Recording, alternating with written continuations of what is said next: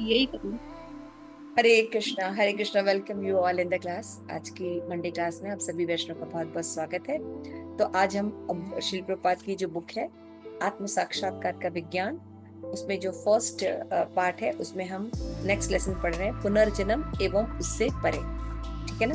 तो हमने इसके पहले जो है वो जो क्लास की थी उसमें हमने देखा था शिव भगवान की क्या परिभाषा है ना। तो हमने देखा था कि किस तरह कृष्ण जो है वो भगवान है, उनकी क्या डेफिनेशन है शास्त्र के हिसाब से, उसको डिस्कस किया था श्री प्रभुपाद ने। तो लंदन ब्रॉडकास्टिंग कंपनी की ओर से मिस्टर माइक रचेस्पिन आत्मा के विज्ञान के संबंध में जिज्ञासा करते हैं। क्या हम यहाँ पहले भी थे, क्या हम पुनः लौटेंगे, अथवा आदि आदि। श्री प्रभुपाद ने इस पर बहुत ही सुंदर जवाब दिया है। तो ये कन्वर्सेशन बहुत ही सुंदर है, इसको फिर बुक फॉर्म में भी रखा गया है। तो इसमें हम देखेंगे कि पुनर्जन्म क्या होता है, या मरने के बाद उसके परे कुछ होता है, या यही एक लाइफ है। तो ये जो शास्त्र के हिसाब से हम देखेंगे और हमें बहुत कुछ सीखने को मिलेगा। तो आज माइक की भूमिका पद्मा माची जी करेंगे, और शिल प्रभुपाद का जो है वो प्रेम पद्मनी माता जी बनेंगे। ओके। ठीक। नमो विष्णुपादाय कृष्ण पृष्ठाय भूतले श्रीमती भक्ति वेदांत स्वामीति नामने नमस्ते सारस्वती देवी गौरवाणी प्रचारिणे निर्विशेष शून्यवादी पाश्चात्य शितार प्रेम से कहूँ जय श्री कृष्ण चैतन्य प्रभु नित्यानंद श्री अद्वैत गदाधर शिवासादि गौर भक्त वृंद। हरे कृष्ण कृष्ण कृष्ण हरे हरे, हरे राम राम राम हरे हरे। यस पद्मा माता जी, माइक। माइक, क्या आप मुझे बता सकते हैं कि आप किसमें विश्वास करते हैं? हरे कृष्णा अभियान का दार्शनिक पक्ष क्या है? हरे कृष्ण। शील प्रभुपाद जी हाँ। श्री कृष्ण भावनामृत अर्थात कृष्ण भक्ति विश्वास का प्रश्न नहीं, वरन यह तो एक विज्ञान है।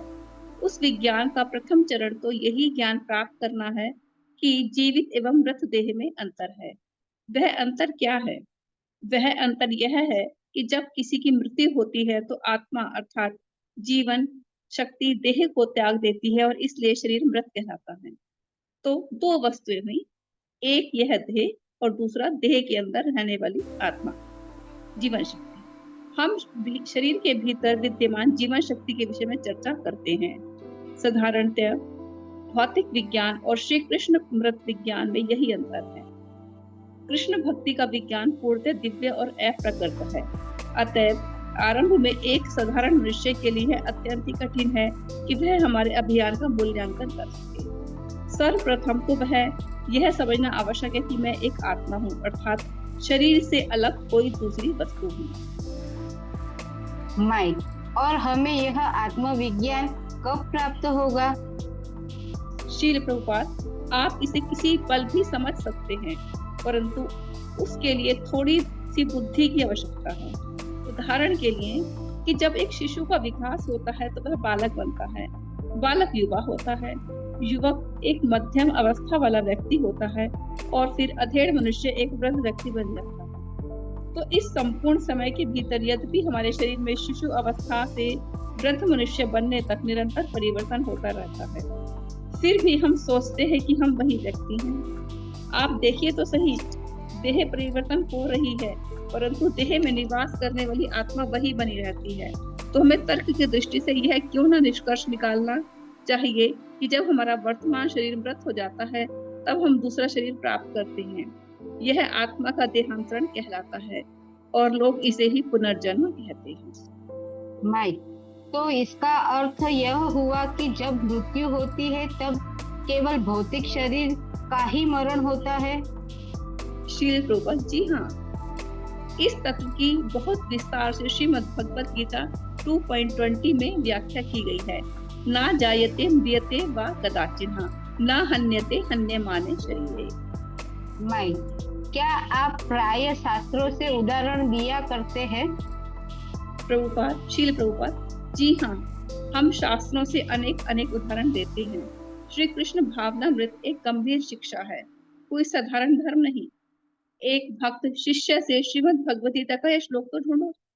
भक्त, ना जायते म्रियते वा कदाचिन्न नायं भूत्वा भविता व न भूयः अजो नित्यं शाश्वतो अयम पुराणो न हन्यते हन्यमाने शरीरे, कि आत्मा किसी भी काल में न तो जन्म लेती है और न ही मरती है, तथा एक बार होकर फिर कभी विनष्ट नहीं होती।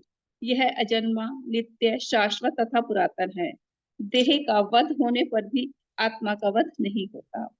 एक मिनट माइक इसको हम एक मिनट इसको थोड़ा सा हम लोग समझ लेते हैं। तो माइक का फर्स्ट प्रश्न क्या था? हरे कृष्ण अभियान का दार्शनिक पक्ष क्या है? हरे कृष्ण महामंत्र का दार्शनिक क्या मतलब क्या है कि आपकी क्या फिलॉसफी है, हम्म, आप किस सिद्धांत को लेके आए हैं, है ना? क्या आपकी विचारधारा है, ये माइक जानना चाहते हैं। तो शिल प्रभुपाद ने क्या आंसर दिया? कि जो भक्ति विश्वास नहीं। आप नहीं, कोई और। इतने लोग पढ़ रहे थे, पढ़ते समय समझ में नहीं आ रहा। क्या फिलॉसफी है कि हम शरीर नहीं आत्मा है और दोनों में अंतर है ना? हम अपने आप को बॉडी मानते हैं, लेकिन हम शरीर नहीं है, हम आत्मा हैं। शास्त्र सबसे पहले ये बात क्लियर करता है। इसका मतलब क्या है? हम शरीर को सुखी रखने को लक्ष्य मान रहे हैं, जबकि हम हैं आत्मा। तो आत्मा कैसे सुखी रहेगी, ये लक्ष्य होना चाहिए। तो कोई भी ज्ञान की शुरुआत कहाँ से होती है? आध्यात्मिक ज्ञान की, कि हम जो शरीर को अपना सब कुछ मान रहे हैं, एक्चुअल में हम हैं ही नहीं। और हमारी आइडेंटिटी है कि हम भगवान श्री कृष्ण के अंश हैं और उनके शाश्वत दास हैं, और हमारा जीवन भी शाश्वत है। तो ये डिफरेंस कहाँ से पड़ता है? तो और प्रभुपाद सेकंड क्वेश्चन माइक पूछते हैं कि आत्मविज्ञान कब प्राप्त होता है? तो क्या एग्जाम्पल दिया? न जायते म्रियते वा कदाचित् नायं भूत्वा लेकिन हमारे भविता वा। आत्मज्ञान कब प्राप्त होता है? प्रभुपाद ने क्या बताया?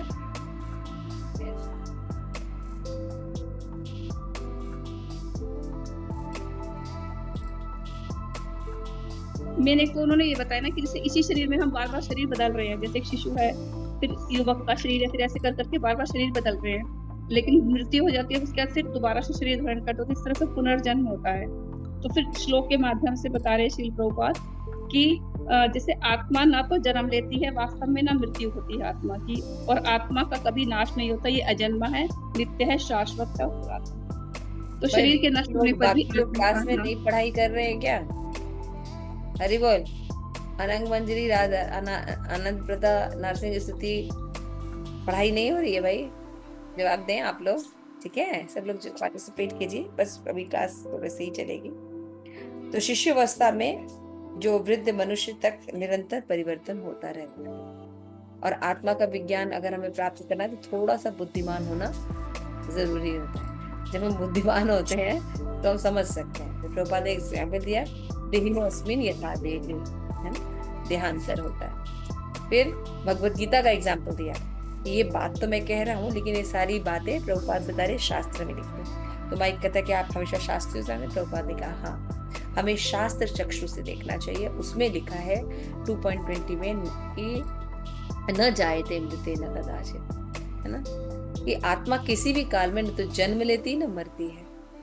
समझ में आ रहा है? तो जो नष्ट हो रहा है वो शरीर होता है, लेकिन आत्मा होती है। क्या क्या क्वालिफिकेशन आत्मा की, क्या क्या क्वालिफिकेशन बताई गई है? बताइए पद्मा माता जी। न तो मरता है, आत्मा नहीं मरता है, न ही उसे जलाया जा सकता है, न ठीक है, थैंक हन्यते यू हन्यमाने 1 मिनट। शरीर। एक और बताइए आनंद, और बताइए नरसिंह की स्तुति माता जी, क्या लिखा है प्रभुपाद ने? आत्मा नित्य है, शाश्वत है और पुरातन है। यस, नित्य है, शाश्वत है और पुरातन है। ये सारी क्वालिफिकेशन है। Thank you so much. आइए देखते हैं आगे का प्रश्न। नेक्स्ट पद्मा माता जी पढ़। माइक इस श्लोक में, इस श्लोक को पढ़ने के लिए आपको धन्यवाद। पढ़वाने के तो लिए। हाँ, पढ़वाने के लिए आपको धन्यवाद। तो क्या आप मुझे थोड़ा और अधिक समझा सकते हैं? यदि आत्मा अमर है, तब मृत्यु होने के पश्चात क्या सभी आत्माएं भगवान के पास जाती है? शील प्रभुपाद, यह आवश्यक नहीं। यदि कोई योग्य है और यदि स्वयं को कोई इस जीवन में अपने घर श्री भगवान के धाम जाने की योग्य बना लेता है, तो वह उस परम धाम में जा सकता है। और यदि वह अपने को योग्य नहीं बनाता, तब उसे एक अन्य भौतिक शरीर प्राप्त होता है। 84 लाख योनियां अर्थात विभिन्न प्रकार की देहें हैं। जीव की इच्छा और कर्मों के अनुसार प्रकृति के नियम उसे एक योग्य शरीर देते हैं। यह भी उसी प्रकार का होता है जैसा कि मनुष्य पहले किसी रोग के संसर्ग में होता है और उसके बाद रोग का विकास। क्या यह समझना कठिन है? माइक, इस तर्क के सभी पक्षों को समझ पाना बहुत ही कठिन है। शील प्रभुपाद, मान लीजिए कि किसी को चेचक के रोग से संसर्ग हो जाता है, तो 7 दिनों के पश्चात उसमें चेचक के लक्षण दिखने लगते हैं। उस अवधि को क्या कहते हैं? माइक, उद्भवन अवधि, इन्यूबेशन।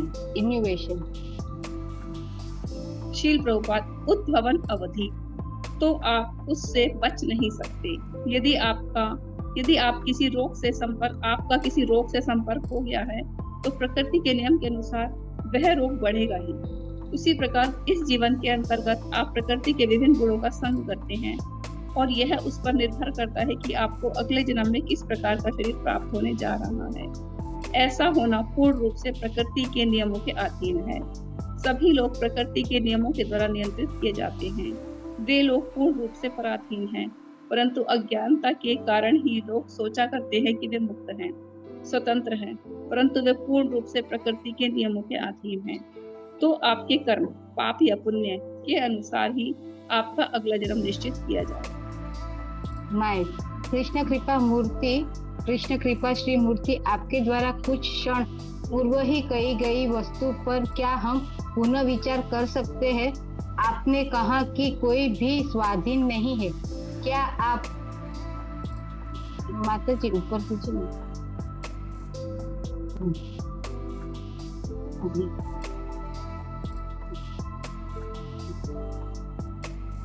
माता जी ज्यादा ही आगे हो गए। क्या हम पुनः विचार कर सकते हैं? आपने कहा कि कोई भी स्वाधीन नहीं है। क्या आप यह कह रहे हैं कि यदि हम सदाचारी जीवन व्यतीत करें, तो इस प्रकार हम अपने लिए उत्तम भविष्य का निर्माण करेंगे?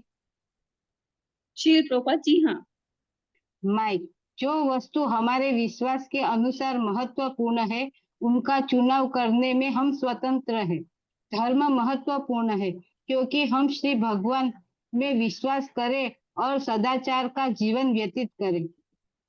शील प्रभुपाद, यह विश्वास का प्रश्न नहीं है। इस विषय वस्तु में विश्वास का प्रश्न बीच में मत लाइए। यह तो नियम है। उदाहरण के लिए शासन का अस्तित्व है, आप उसमें विश्वास करें या नहीं। यदि आप कानून को भंग करते हैं, तो शासन के द्वारा आपको दंड दिया जाएगा। उसी प्रकार आप विश्वास करें या नहीं, परंतु श्री भगवान विद्यमान हैं। यदि आप श्री भगवान में विश्वास नहीं करते और स्वच्छंदता पूर्वक मनमानी करना चाहते हैं, तो प्रकृति के नियमों के द्वारा आपको दंड मिलेगा ही। माइक, अच्छा, क्या इससे कुछ अंतर नहीं पड़ता है कि आप किस धर्म में विश्वास करते हैं? यदि कोई कृष्ण भक्त हो तो? शील प्रभुपाद, यहाँ धर्म का प्रश्न नहीं है, यह तो विज्ञान का प्रश्न है। आप एक चिन्मय जीवात्मा है, परंतु भौतिक जगत में बद्ध हो जाने के कारण आप प्रकृति के नियमों के अधीन हैं। तो आप भले ही क्रिश्चियन धर्म में विश्वास करें और मैं हिंदू धर्म में, परंतु इसका अर्थ यह तो नहीं कि आप बद्ध होंगे और मैं नहीं। हम लोग तो बद्ध होने के विज्ञान के विषय में चर्चा कर रहे हैं, और यह प्रकृति का नियम है। ऐसा नहीं है कि आप क्रिश्चियन हैं तो आप बद्ध हो रहे हैं, अथवा क्योंकि मैं हिंदू हूँ इसलिए मैं बद्ध नहीं हो रहा हूँ। हम सभी बद्ध हो रहे हैं। उसी प्रकार प्रकृति के संपूर्ण नियम सभी के लिए प्रयुक्त होते हैं, चाहे आप इस धर्म में विश्वास करें या उस धर्म में, इससे कोई अंतर नहीं पड़ता। माइक, तो आपका कहना है कि भगवान केवल एक है जो हम सभी पर नियंत्रण कर रहे हैं? शील प्रभुपाद, भगवान एक हैं और प्रकृति के नियम एक हैं, और हम सब उस प्रकृति के नियम के अधीन हैं। हम पर तत्व भगवान के द्वारा नियंत्रित किए जाते हैं। तो यदि हम सोचे कि हम स्वाधीन हैं, तो हम जो चाहे कर सकते हैं, तो यह हमारी मूर्खता है। माइक, अच्छा, क्या आप मुझे यह समझा सकते हैं कि हरे कृष्ण अभियान आंदोलन का सदस्य बन जाने पर हमारे जीवन में क्या अंतर आ जाता है? शील प्रभुपाद, हरे कृष्ण अभियान उन व्यक्तियों के लिए है जो इस विज्ञान को गंभीरता के साथ समझना चाहते हैं। हरे कृष्ण भक्त किसी प्रकार का कोई सांप्रदायिक वर्ग है, इसका तो प्रश्न ही नहीं उठता। जी नहीं, कोई भी इस अभियान में सम्मिलित हो सकता है। महाविद्यालय के विद्यार्थीगण इसमें प्रवेश पा सकते हैं।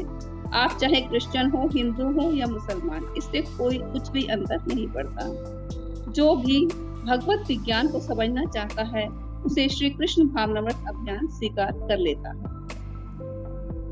माइक, लोगों को इससे क्या अंतर पड़ेगा यदि उन्हें हरे कृष्ण भक्त बनने की शिक्षा दी जाए? शील प्रभुपाद, व्यक्ति की वास्तविक शिक्षा तभी आरंभ होती है। सर्वप्रथम तो समझना है कि हम एक चिन्मय आत्मा हैं और आत्मा होने के कारण हम अपना शरीर परिवर्तित कर रहे हैं। परमार्थिक ज्ञान का यह क ख ग है। तो जब आपका देहांत होता है, अर्थात देह का नाश हो जाता है, तब आपका अंत नहीं होता। आपको दूसरा शरीर प्राप्त होता है। वैसे ही जैसे आपने कोट और कुर्ते को बदल सकते हैं। यदि आप कल विभिन्न प्रकार का कुर्ता और विभिन्न प्रकार का कोट पहनकर मुझसे भेंट करने आए, तो इसका क्या यह अर्थ हुआ कि आप एक भिन्न व्यक्ति हैं? जी नहीं। उसी प्रकार प्रत्येक बार आपकी मृत्यु होती है और आप शरीर परिवर्तन कर लेते हैं, परंतु आप अर्थात शरीर में रहने वाली आत्मा वही रहती है। इस विषय को समझना आवश्यक है, तभी हम कृष्ण भावनामृत के विज्ञान में आगे प्रगति कर सकते हैं। हरे कृष्णा, बस यहाँ पे रुकते हैं, अभी हम डिस्कस करेंगे। हरे कृष्णा, यहाँ पे बताया गया है कि नेक्स्ट जब ये बात बोलते हैं प्रभुपाद कि हम शरीर नहीं आत्मा है और हम नित्य हैं और शाश्वत हैं, तो फिर उसका माइक का जो प्रश्न है कि वो श्लोक को पहचानने के लिए बोलते हैं कि आपने जो बोला श्लोक उसके लिए बहुत बना, लेकिन मृत्यु के पश्चात क्या सभी आत्माएं भगवान के पास जाती हैं? तो श्री प्रभुपाद कहते नहीं, ऐसा जरूरी नहीं है। हर कोई भगवत धाम बस मरेगा भगवत धाम चला जाए, ऐसा नहीं होता। जो जैसा कर्म करता है वैसा होता है। इसलिए 84 लाख योनियां है ना, उसके हिसाब से शरीर प्राप्त होता है। तो जो भी हम कर्म करते हैं उसके हिसाब से शरीर मिलता है। तो प्रभुपाद एग्जाम्पल दे रहे, मान लिया आपको चेचक हुआ है ना, तो फिर क्या होगा, आप उसके संक्रमण में आ जाएंगे, तो फिर आपको उसको करना ही, भुगतना ही पड़ेगा वो रोग। उसी तरह से जैसा हमारा इच्छा होती है, कर्मास होते हैं, उसके हिसाब से हमें अगला जन्म मिलता है। तो उसको कहते हैं उद्भवन अवधि। तो फिर माइक का प्रश्न है कि कृष्ण भावनामृत आपके कुछ क्षण पूर्व कही गई वस्तुओं पर, मतलब उसको ठीक से समझ में नहीं आया, तो क्या हम पुनः कृष्ण भावनामृत की और चर्चा कर सकते हैं? तो जैसे बताते, मान लीजिए कि हम सदाचारी जीवन बिताएं, तब हम इस प्रकार अपने भविष्य का निर्माण करेंगे। मतलब जब हम कृष्ण भावनामृत अपना लेंगे, तो क्या तभी ये बात है कि हमें अच्छा शरीर मिलेगा, अच्छे सब चीजें फैसिलिटी मिलेगी? प्रभुपाद कह रहे हैं कि जो प्रभुपाद कहते हैं ये विश्वास, मतलब क्या ये विश्वास करना जाए? प्रभुपाद कहते हैं देखिए, विश्वास का प्रश्न नहीं है, दिस इज साइंस, ऐसा ही होता है, ये विश्वास नहीं है। प्रभुपाद एग्जाम्पल दे रहे हैं कि मान लीजिए कानून में एक कानून बना हुआ है, अगर आप उसका पालन करते हैं तो ठीक है, लेकिन पालन नहीं करेंगे तो क्या मिलेगा? दंड मिलेगा। उसी तरह भगवान ने कानून बनाया है ना, तो अगर हम धर्म का पालन नहीं करते हैं तो क्या होता है? हमें दंड मिलता है। तो प्रभुपाद माइक पूछता है कि क्या कुछ अंतर पड़ता है कि हम धर्म का विश्वास करते हैं? तो प्रभुपाद कहते हैं पहले तो आप ये समझ लीजिए कि यहाँ पे धर्म की बात नहीं हो रही है, क्योंकि जनरली लोग फेथ को ले जाते हैं, क्रिश्चियन है। प्रभुपाद कहते हैं आप क्रिश्चियन हैं या मैं हिंदू हूँ, इससे कोई फर्क नहीं पड़ता। प्रकृति का नियम सभी पर लागू है। क्या नियम? कि हम जो कर्म करेंगे उसके हिसाब से शरीर प्राप्त होगा। मतलब शरीर त्यागते समय जो कॉन्शियसनेस रहती है उसी कॉन्शियसनेस का शरीर मिलता है। तो ये क्रिश्चियन हिंदू होने से नहीं चेंज हो जाएगा। दिस इज साइंस, इसमें धर्म बीच में लाने की जरूरत नहीं है। तो जब माइक एक और क्वेश्चन पूछे, जो हम सभी, मतलब इसका मतलब है कि हम सभी नियंत्रण में हैं, है ना? किसी के नियंत्रण में, ऐसा नहीं कि हम सोचते हैं कि हम भक्ति करें तब नियंत्रण में, नहीं, आप हमेशा नियंत्रण में हैं। तो क्या आप मुझे ये समझा सकते हैं कि ये जो आंदोलन है ये सदस्य बना रहा है, मेरे जीवन में क्या अंतर लाता है? तो प्रभुपाद कहते हैं कि ये विज्ञान है, गंभीरता के साथ समझना चाहते हैं तो ये कृष्ण भक्त किस प्रकार का कोई सांप्रदायिक वर्ग नहीं है। ऐसा नहीं कि आपको कोई धर्म के बारे में कन्वर्ट करने आए। प्रभुपाद कह रहे हैं कि ये अभियान जो है ये शिक्षा देने के लिए कि हम हैं कौन। महाविद्यालय के विद्यार्थीगण इसमें प्रवेश पा सकते हैं, कोई भी आ सकता है, हिंदू मुस्लिम, क्योंकि हर जीव भगवान का अंश है और वो जो सफरिंग कर रहा है वो इसलिए सफरिंग कर रहा है क्योंकि वो कृष्ण भावनामृत नहीं है। तो यहाँ धर्म विशेष की बात नहीं की जा रही है, व्यक्ति के जीव की धर्म की बात की जा रही है, जो कि सभी के लिए आवश्यक है। तो आज हमने यहाँ तक कन्वर्सेशन पढ़ेंगे, इसके बाद हम आगे कंटिन्यू करेंगे। Thank you. श्री प्रभुपाद की जय। आप सभी गौर भक्त की जय। वंशा कल्पतरुभ्यश्च सिंधुभ्यो पतितानां पावनेभ्यो वैष्णवेभ्यो